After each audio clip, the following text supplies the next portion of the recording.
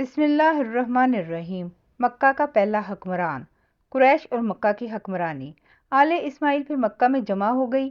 یوں تو اسماعیل کی اولاد سے عرب بھرا پڑا تھا، مگر کسی نے اپنی اوپر کی 8 پشتوں کی اولاد مکہ میں جمع کر لی۔ اوپر اس کے ستیلے بھائی زرع کی دور شامی سرحد سے رسد آ گئی۔ بنو قزاعہ جن کے قافلے کے ساتھ کسی مکہ آیا تھا، وہ بھی تلواریں نکال کے اس کی مدد کو آ گئے۔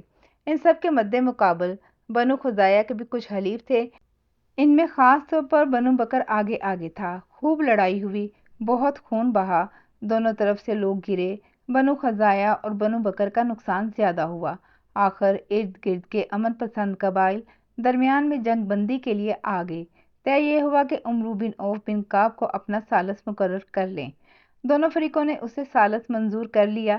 اقرار کر لیا کہ اگلے دن صحن کعبہ میں آ کر دونوں فریقوں کے مابین وہ جو بھی فیصلہ دے گا اس کی پیروی کی جائے گی۔ اگلے دن کا بے تابی سے انتظار ہونے لگا۔ اگلا دن آ گیا۔ دونوں فریق صحن کعبہ میں موجود تھے۔ عمرو بن عوف فیصلہ سنانے کے لیے کھڑا ہو گیا۔ دونوں فریق لب بستہ ہو کے سننے لگے۔ عمرو بن عوف گرجدار آواز والا، موٹا، اونچا، مضبوط آدمی تھا۔ اونچی آواز میں بولا، میرا فیصلہ کان کھول کے سن لو۔ دونوں فریقین کے درمیان جو خون ریزی ہوئی، میں اسے اپنے ان 2 قدموں کے نیچے رونتا ہوں۔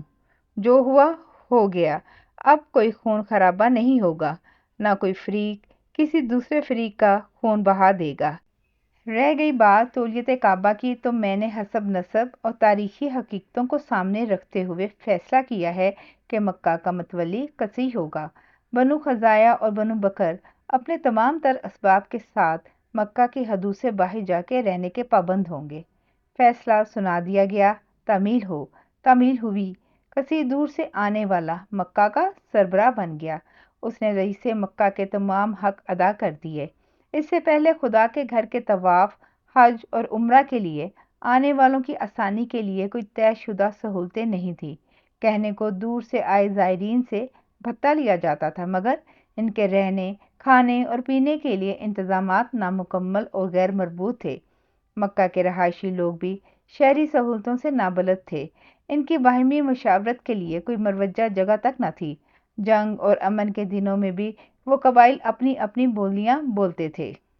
مکہ میں کسی کے آنے تک لوگ جھونپڑیاں بنا کے صحرائی خانہ بدوشوں کی طرح رہا کرتے تھے۔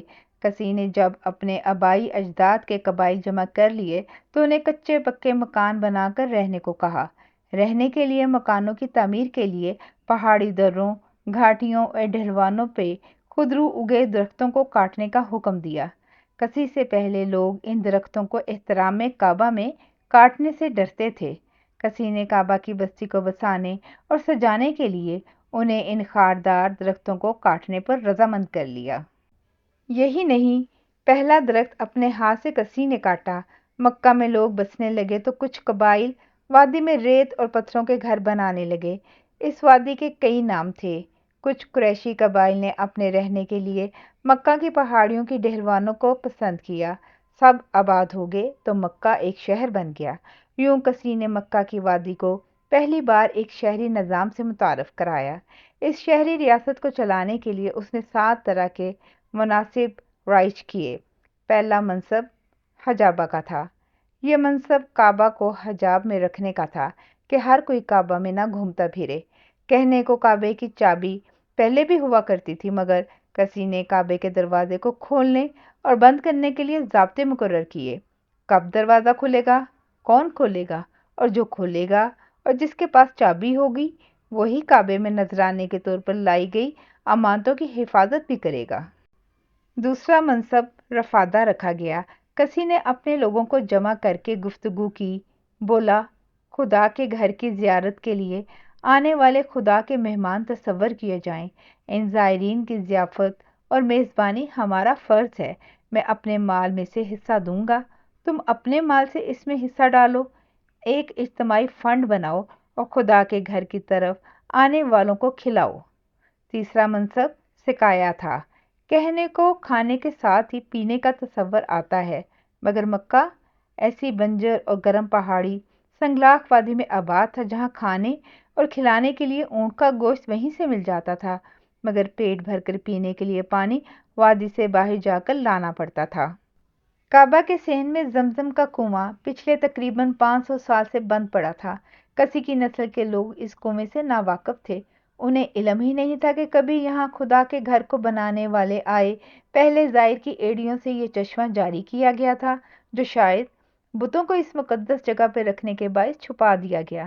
زمزم کا کنواں کھلا ہوتا تو شاید زائرین کو پانی پلانا مشکل کام نہ ہوتا، مگر اس کے نہ ہوتے ہوئے یہ ایک کٹھن ذمہ داری لگی۔ کسی نے چمڑے کے بڑے بڑے ٹب بنوائے۔ مکے کے باہر سے اونٹوں پہ چمڑے کی مشکیں لاد کے پانی لایا جاتا، پھر اس پانی کو چمڑے کے حوضوں میں ڈال کے حاجیوں کے لیے رکھا جاتا۔ یہی نہیں، اس پانی کو خوش ذائقہ اور غذائیت سے بھرپور بنانے کے لیے اس میں کاٹ کاٹ کے خشک میوے خصوصاً کشمش کو ڈالا جاتا۔ چوتھا منصب ندوہ کہلاتا تھا۔ کسی سے پہلے تو مکہ میں کوئی پکا مکان تک نہ تھا۔ اس نے رہائشی قبائل کو مستقل مکانوں کی تجویز دی تو رئیس مکہ کے لیے ایک وسیع عمارت بنوائی جس کا صدر دروازہ صحن کعبہ میں کھلتا تھا۔ صحن کعبہ کی ان دنوں کوئی بیرونی دیوار نہیں ہوتی تھی۔ کہنے کو کعبہ کے اطراف میں بنائے جانے والے گھروں کے دروازے کے ناموں سے کعبہ کے دروازوں کے نام پڑ گئے۔ ہر تقریب وہاں منائی جانے لگی۔ یہ پانچواں منصب الوا کہلاتا تھا۔ زائرین سے ٹیکس کی صورت میں بھتہ تو کسی سے پہلے بنو جرہم اور بنو خزاعہ کے سرپنچ بھی لیا کرتے تھے، مگر ان کی زائرین سے وصولی طے شدہ ٹیکس کے بجائے لوٹ مار اور دھونس دھاندلی زیادہ لگتی تھی۔ کسی نے اصول بنا دیا کہ مکہ آنے والے زائرین اور تاجر لوگوں میں فرق رکھا جائے۔ ٹیکس کی بھی ایک حد مقرر کر دی گئی، اس لیے یہ ٹیکس عشر کہلانے لگا۔ یہ عشر دے کر اپنے آنے والے دنوں میں مکہ میں قیام کے دوران کھانے پینے اور رہائش کی مفت سہولتیں حاصل کرتے۔ قصی نے جہاں قبائل قریش کو زائرین کعبہ کی آسائش بہم پہنچانے پر راضی کیا، وہاں کچھ اپنے قبائل کی فوقیت کے لیے رسومات بھی رائج کر دیں کہ وہ خانہ خدا کے طواف کے لیے مخصوص 2 کپڑے مکہ سے خریدیں گے۔ قصی نے مزدلفہ میں حج کے دنوں میں مسلسل آگ کے الاؤ جلا کے روشنی رکھے جانے کی رسم بھی شروع کر دی۔ بہرحال قصی مکہ کی شہری بستی کا پہلا حکمران بن گیا۔ اس نے بڑی لگن، جذبے اور دبدبے سے حکمرانی کی۔ اس کے 4 بیٹے اور 2 بیٹیاں تھیں۔ عبد مناف، عبد ادار، عبد العزیٰ اور عبد قصی بیٹوں کے نام تھے اور بیٹیاں تخمر اور برہ تھیں۔ قصی نے طویل عمر پائی۔ اس کی عمر میں ہی اس کے بیٹے معاشرے میں اپنا مقام بنا چکے تھے۔